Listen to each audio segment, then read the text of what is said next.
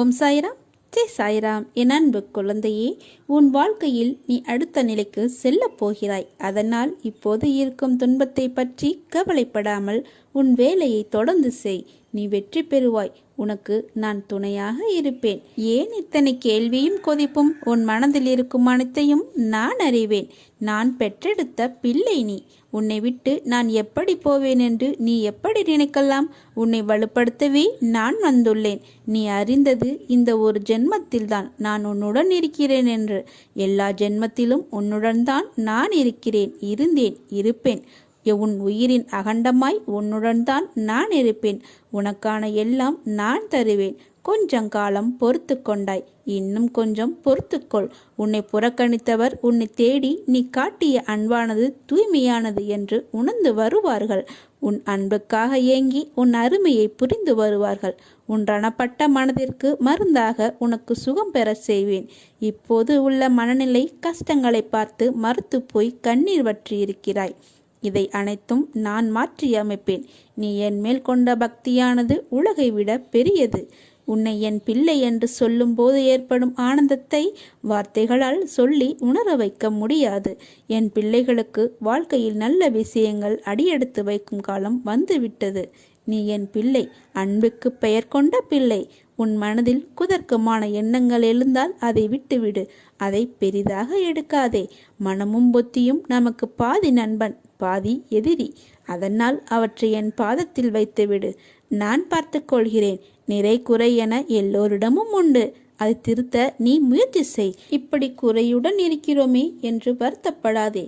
நான் இருக்கிறேன். என் ஆசியும் அருளும் உனக்கு உண்டு. நீ நன்றாக நலமுடன் நல்ல ஆரோக்கியத்துடன் வாழ்வாய். உன் அம்மாவாக அப்பாவாக என்றும் உன்னை அரவணைத்து காப்பேன். இந்த உலகத்தில் அனைத்து ஜீவராசிகளும் எனது கட்டளைக்கு உட்பட்டவை.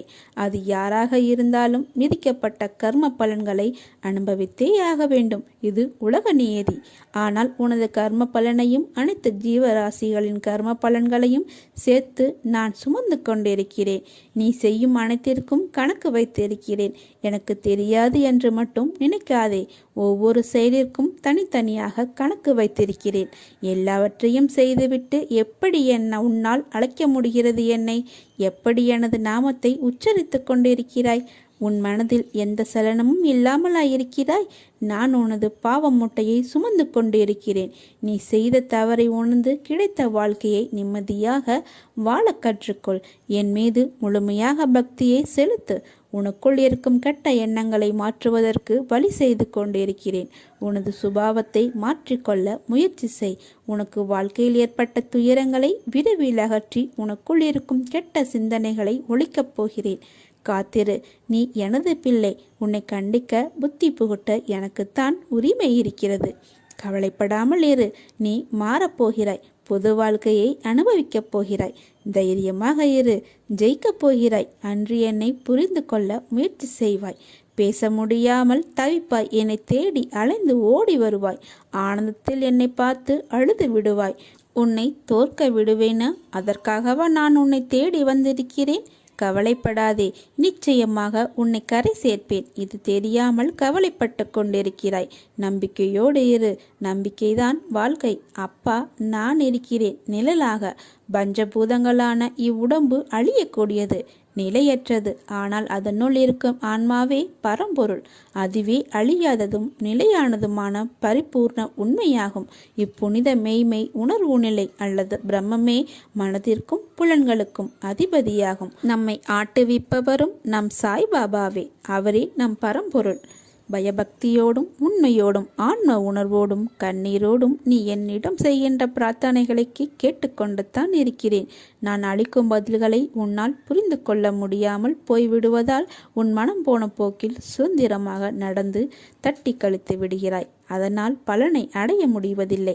உன் விருப்பப்படி செய்யவும் நடக்கவும் வாழவும் நான் உனக்கு சுதந்திரம் கொடுத்திருக்கிறேன். அதனால்தான் என் செய்கைகளை புரிந்து கொள்ளாமலும் எனக்கு கீழ்ப்படிந்து நிற்காமலும் உனது சுயமான போக்கின்படி உன்னால் நடக்க முடிகிறது.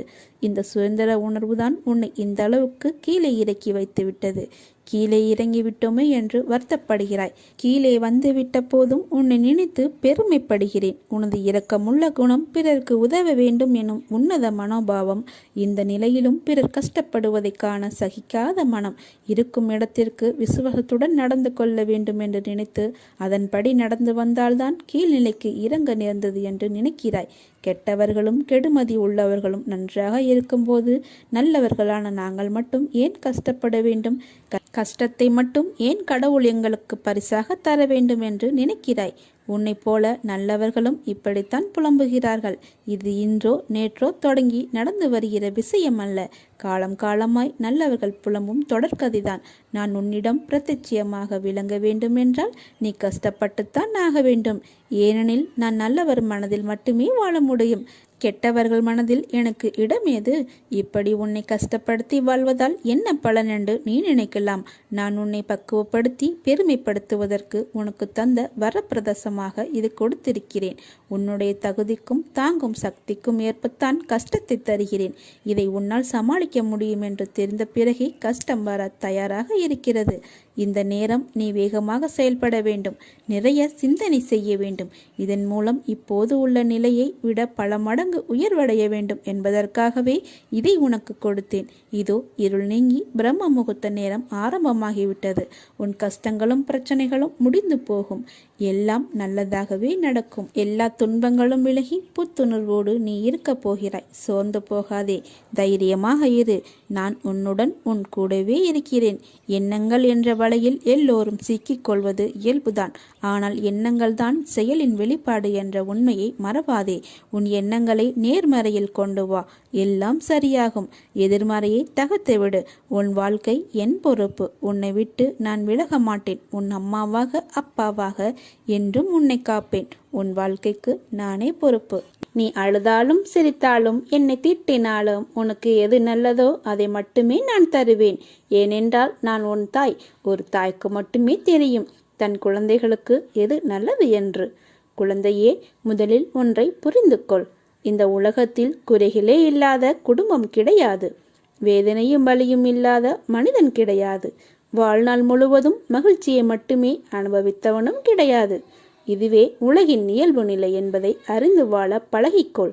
இக்கரைக்கு அக்கறை பச்சையாகத்தான் தெரியும்.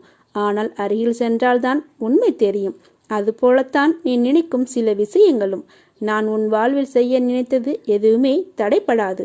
ஆகவே கவலைப்படாதே. உனக்கு எது நல்லதோ அது நடந்தே தேரும். இன்றைக்கு உன்னிடம் பிடிவாதத்தை உன் சாயப்பா கண்டேன். என் பிள்ளைக்கு வாழ்க்கையில் எல்லாம் கிடைக்க வேண்டும் என்றுதான் உன் சாயப்பாவின் ஆசை. ஆனால் அதில் சின்ன வித்தியாசங்கள். உனக்கு நல்லனவற்றை மட்டுமே உனக்கு வழங்க நான் ஆசைப்படுகிறேன். என் பிள்ளை இன்றைக்கு பிடிவாதம் பிடித்ததற்கு அர்த்தம் வாழ்க்கையில் எனக்கென்று எதுவும் கிடையாதா, என் கனவுகள் நிறைவேறாமல் அப்படியே இருக்கின்றதே என்ற ஆதங்கம்தான். ஏன் எனக்கு மட்டும் இப்படி என் வாழ்க்கையை நான் சந்தோஷமாக அனுபவிக்க எனக்கு நேரம் நீங்கள் ஏன் தரவில்லை என்று என் பிள்ளை என்னிடம் ஏங்கும் அளவுக்கு வாழ்க்கையில் கர்மா என் பிள்ளையை கொண்டு போய் நிம்மதியில்லாத சூழ்நிலையை உருவாக்கி கொண்டு விட்டதே என்று என் மனம் வலிக்கிறது. சாயப்பா, உங்களைதானே என் உயிராக நான் கருதுகிறேன். உங்கள் சொல்தான் எனக்கு வேத வாக்கு என்று நினைக்கும் உங்கள் பிள்ளைக்கு நீங்கள் இப்படியாய் செய்வது என்று ஒரு பக்கம் கோபத்துடனும் வருத்தத்துடனும் ஏங்கி நிற்கும் நிலையை பார்த்து கண்ணீர் வருகிறது. ஏன் சாயப்பா, எனக்கு மட்டும் விதித்த விதி என் அன்பு எங்கும் எல்லோராலும் அவமதிக்கப்படுகிறது? ஏன் என்னை யாரும் புரிந்து கொள்ள மாட்டார்களா? தப்பு என்னிடமே ஏன் கூறுகிறார்கள் என்றுதானே உன் ஏக்கம், உன் கவலை. என் பிள்ளை நீ. மற்றவர்கள் எப்படியும் இருக்கட்டும். நான் என் சாயப்பா பிள்ளையாக அவர் சொன்ன வார்த்தையே உலகம், பேதம் அவர் வழியே எனக்கு வழி என்று இருக்கும் என் பிள்ளைக்கு நான் வழிகாட்டுகிறேன். அப்படி இருக்கையில் உனக்கு நான் அறிவுரை கூறுகிறேன். அந்த அறிவுரை நீ உன்மேல் தவறு என்றால்தான் நான் உனக்கு சொல்கிறேன் என்று நீ நினைக்காதே. நீ என் பிள்ளை என்பதை நீ புரிந்து கொள். உனக்கு எப்போதும் பக்க பலமாக நிற்பேன். உனக்கு நிச்சயம் ஜெயம் உண்டாகும். உன்னை விட்டு நான் விலகுவதும் இல்லை, உன்னை விலகி போகும்படி நான் செய்வதும் இல்லை. உன் அம்மாவாக அப்பாவாக என்றும் இருப்பேன். கவலையை விட்டொழியும். உறுதியுடன் இரு. என் பக்தர்கள் துக்கப்படுவதில்லை. சீரடியில் நீர் கால் வைத்த அக்கணமே உம்முடைய துன்பத்திற்கு முடிவேற்பட்டு விட்டது. நீ தடங்கல்கள் என்னும் கடலில் கழுத்து வரை மூழ்கி போயிருக்கலாம். துக்கமும் வேதனையுமாகிய படுகுழியில் ஆழமாக அமிழ்ந்து போயிருக்கலாம். ஆனால் யார் இந்த மசூதி மாயின் படிகளில் ஏறுகிறாரோ அவர் சுகத்தின் மீது சவாரி செய்கிறார் என்று அறிந்து கொள்ளுங்கள். வானமே இடிந்து மேலே விழுந்தாலும் உன் நிலையில் நீ உறுதியாக ஏறு. தாங்கும் சக்தியை நான் கொடுக்கிறேன். உன் பின்னும் முன்னும் நானே பாதுகாவலனாக இருப்பேன். பொறு, உன்னுடைய கவலைகளை தூர ஏறி. உன்னுடைய துன்பங்கள் ஒரு முடிவுக்கு வந்துவிட்டன. ஒருவன் எவ்வளவுதான் நசுக்கப்பட்டு வேதனைப்பட்டவனாக இருப்பினும் இச்சமாதியில் கால் வைத்தவுடனே அவன் மகிழ்ச்சியின் பாதையில் செல்கின்றான். உனது எண்ணங்கள் அனைத்தும் நிறைவேறப் போகிறது. யாரும் இல்லையே, எல்லாம் தவறாக நடக்கிறதே, என்ன செய்வது என்று நினைக்காதே. உன் அப்பா சாய்பாபா நான் இருக்கிறேன். நல்லவனோ கெட்டவனோ அதை நான் பார்ப்பதில்லை. என்னை நம்பி முழுமையாக சரணடைந்து விட்டவர்களை நான் புறம் தள்ளுவது இல்லை. அவர்களுடைய அனைத்து விஷயங்களுக்கும் நான் பொறுப்பேற்கிறேன். அவர்களை காப்பதே என்னுடைய வேலை. அவர்களின் நன்மை தீமை கணக்கை பார்த்து காப்பாற்றும் தன்மையுள்ளவன் அல்ல நான். அதை வேறு ஒருவன் பார்த்து கொள்வான்.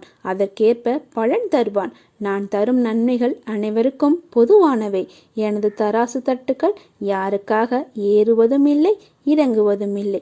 அதை போல என்னை 40 ஆண்டுகள் வணங்கியவனாக இருந்தாலும் சரி, 4 நாட்கள் வணங்கியவனாக இருந்தாலும் சரி, ஆத்மார்த்தமாக என்னை நோக்கி கூப்பிட்டால் உடனடியாக நான் ஓடி வருவேன். உன்னை கண்கிலங்க விட மாட்டேன்.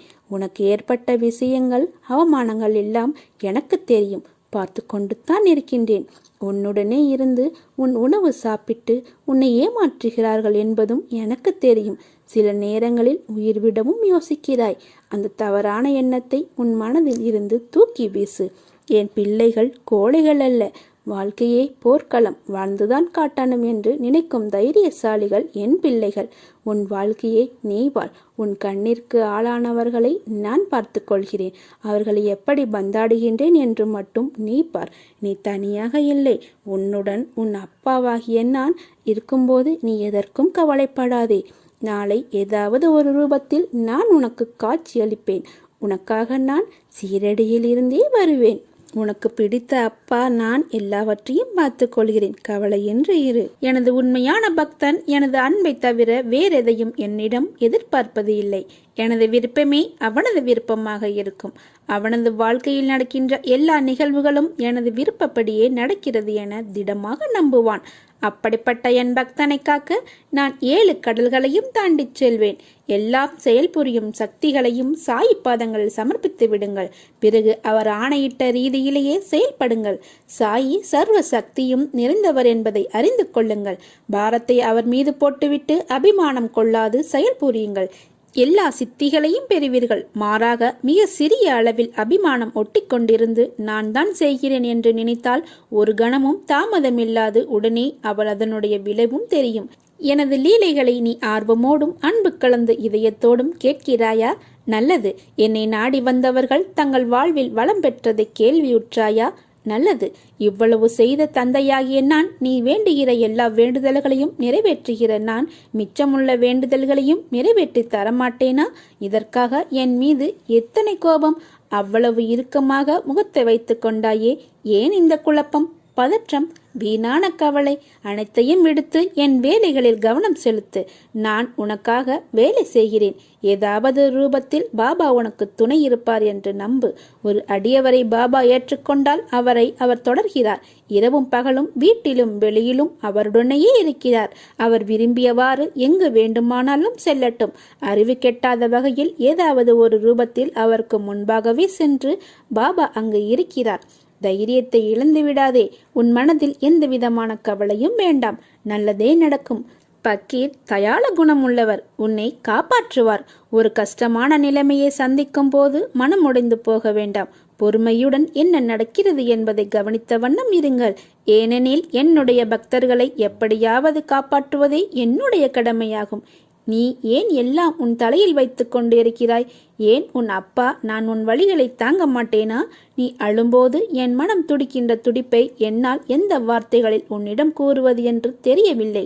உன் மனவழி உன் உடம்பில் ஏற்படும் என அனைத்து வழியையும் நீ என் பெயர் சொல்லி என்னால் அதை தாங்க முடியாது, எனக்கும் அதற்கான பலத்தை தாருங்கள் அப்பா என கேட்கிறாய்.